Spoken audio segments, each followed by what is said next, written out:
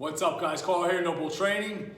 We're going to talk about moment arms today. So the average gym goer, for the most part, has no idea what a moment arm is.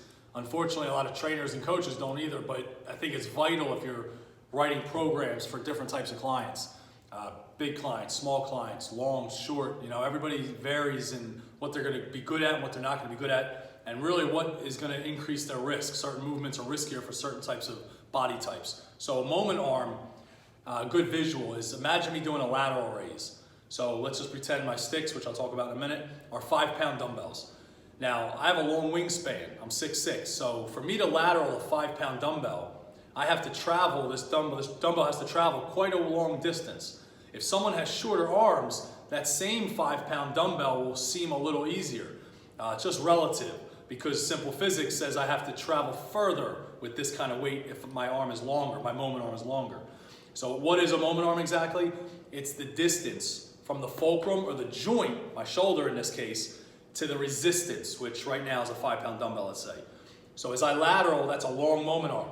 If I cut my arm, bend my arm in half, I've shortened the moment arm. So now that 5-pound dumbbell becomes much easier because my moment arm is shorter and now I have a mechanical advantage.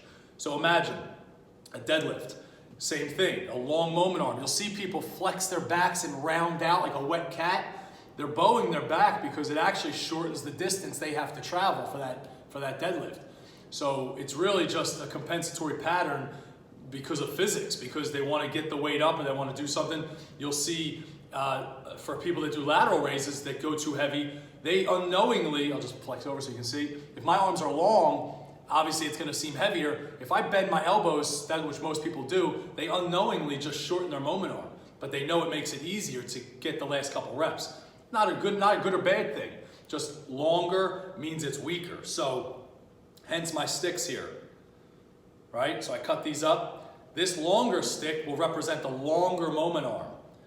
Pretty flimsy and weak. I can snap this quite easily. I don't want the shatter on me, but quite easily. The second stick, which is half the distance, is twice as strong, literally.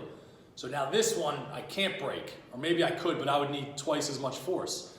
So now imagine if you have a client with really long femurs, and then a client that's, say a female 6 foot, long legs, and then you get a female that's 5 feet. Who do you think is going to have more trouble squatting? Obviously the 6-footer. It doesn't mean if you're tall you can't squat well. That's not true. It's all relative to each person. But the chances are the person with the longer femurs has more distance to travel with that femur. Or if they're picking up that deadlift, the taller person has to move the weight further. Or the person with longer arms and a chin up might struggle more than the person with the shorter arms.